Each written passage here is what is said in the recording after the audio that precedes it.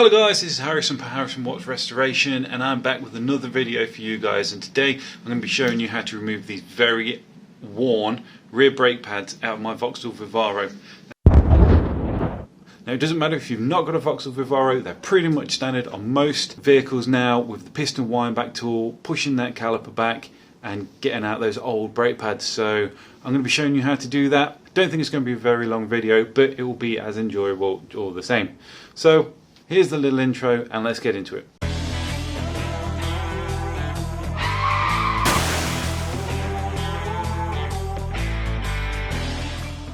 Okay, so I'm going to attack these caliper bolts, which are 13mm with my 13 ring spanner.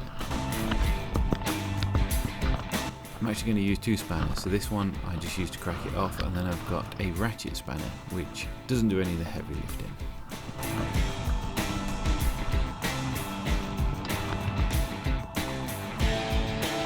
There we go, crack them off, and then I'll get this one for some quick work.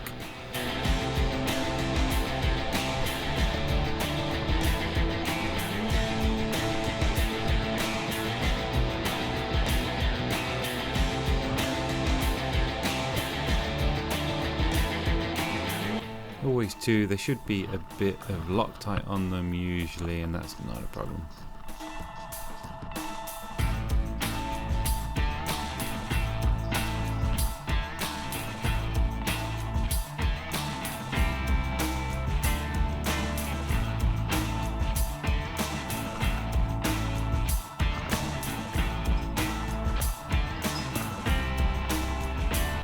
Okay, so these rear calipers are wind back calipers, not like the fronts, which are generally push back, which means they're a little tighter to get off.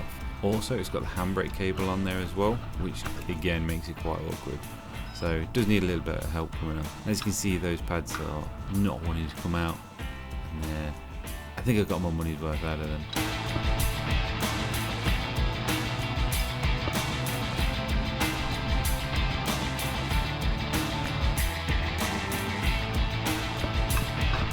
So everything's a hammer until it's not a hammer, and as I forgot my hammer, I used everything, but it didn't work. So I went and got a hammer. Clearly that is not a hammer.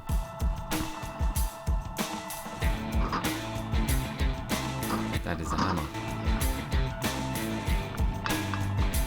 So knocked that back pad out, that was really stuck in there.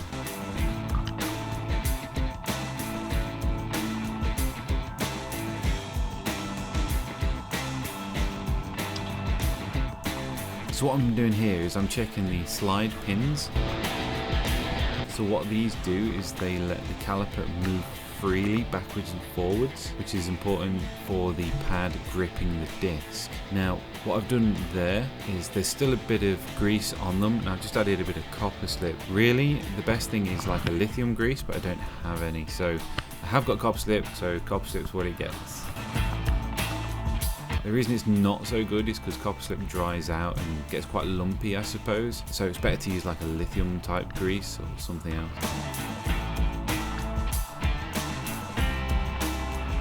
It's important to clean any rust and that off of the back plate, because if any of that gets caught between the new pads and the caliper, it's going to make a horrible noise.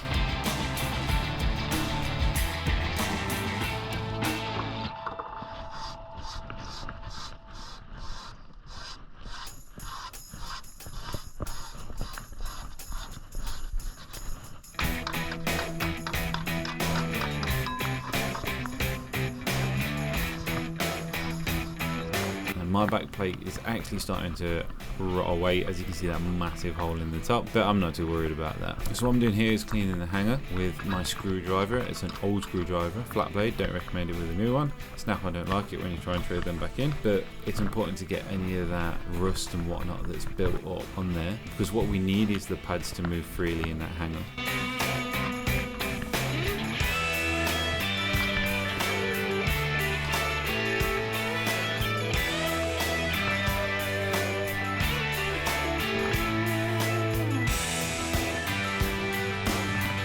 Just going to offer it up and make sure that they're free and they're not really tight.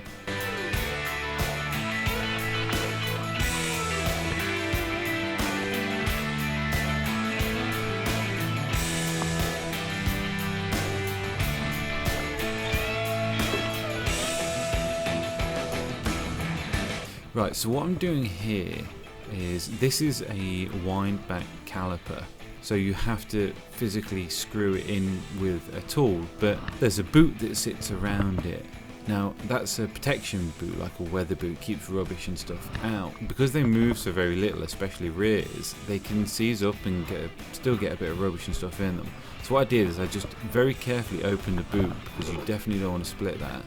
And then I've sprayed a bit of active oil grease in there just to clean it and lubricate it. So this is going to help that piston go back, and then in future when we put the brake on, it's going to help that piston come back out again.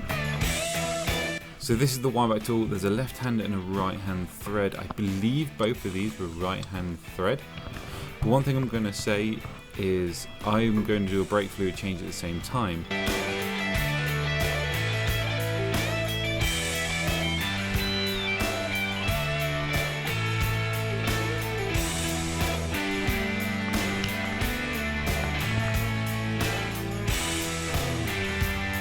So I'm actually going to crack the bleed nipple off, and I'm going to squeeze the brake fluid out.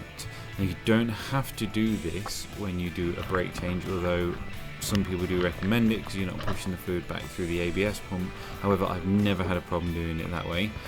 I'm actually only doing this, like I said, because I want to change the brake fluid, and it's the easiest way to get it out of this caliper. If you do decide to do this because you want to change the brake fluid, then I recommend bleeding it back through the proper way once you've completed your pad change. For me, I've done this enough times now to be able to not let air back into the system, so I'm literally going to just wind this back and then hold the bleed nipple off, top up the fluid, and then that's good for me. But yeah, so if you were wanting to do a brake fluid change as well, I would definitely change the pads, get the caliper back on, and then do the brake fluid, not necessarily where I'm doing it.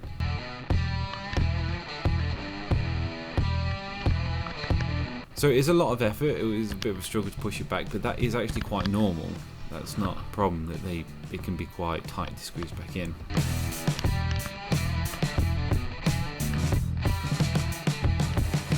So here I am putting copper slip on the pads itself. You just want to put it on the contact points where it's going to touch the caliper hanger. So this is the bit that's going to move. So earlier when I said the pad needs to be free, obviously it doesn't want to fall out, but it needs to be able to move towards the disc and then back away from it when you take your foot off the brake pedal. This copper slip is going to help that. Not only that, it's going to create a weather seal. So it's going to help stop any rust build-up between the pad and the hanger, which means that the pad will stay freer longer. There's a lot of places that don't actually put the copper slip on anymore. I've seen pads go in dry, which is something that I've always been taught against, because basically the pads come back later in a few weeks time squealing, and it's a dust build up. It's getting in between those surfaces and making a horrible noise.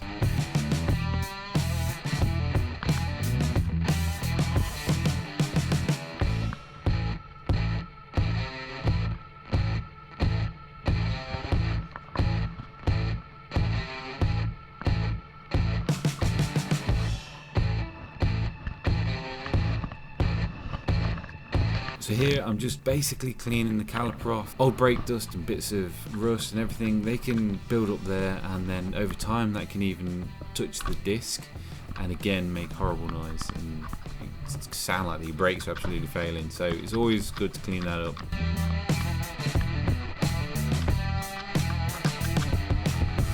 And then we slot them back. So these pads have two little metal spring retainers that you can just see there. It's important that both of them are each side of the hole on the back of the caliper. If one of those springs sits in the caliper, it's not located properly, then you're going to have a problem. So it's important that both of those have got the tension on the outside of the caliper. If you look down the back, you'll see what I mean.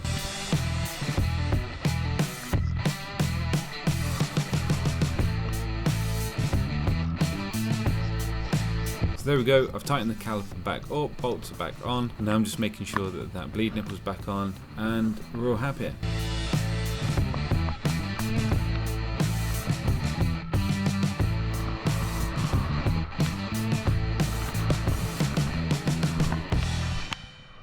What I'm going to do is pump the pedal before I do the other side, because I've done that brake bleed, and I want to make sure that I've got enough fluid in my bottle and everything's fine.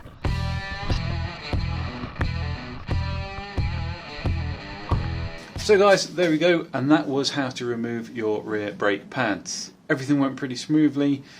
Was impressed that those bleed nipples cracked off dead easily. I would have thought they'd have been stuck, so I doubt it's ever had a brake fluid change, but hey ho, that came out really well. So yeah, very chuffed. I have taken it on test drive, great, no complaints, but I didn't expect there to be any. So hopefully this will give you the confidence to have a go yourself, but as always, if you are unsure, do get a qualified professional mechanic, someone who knows what they're doing, to give you a hand. The last thing you want to do is get brakes wrong and then blame it on me because I told you to do it. I'm not telling you to do it. These videos are for non-educational and purely entertainment purposes. Alright, so on that note, subscribe, like, and we'll see you in the next one. Bye!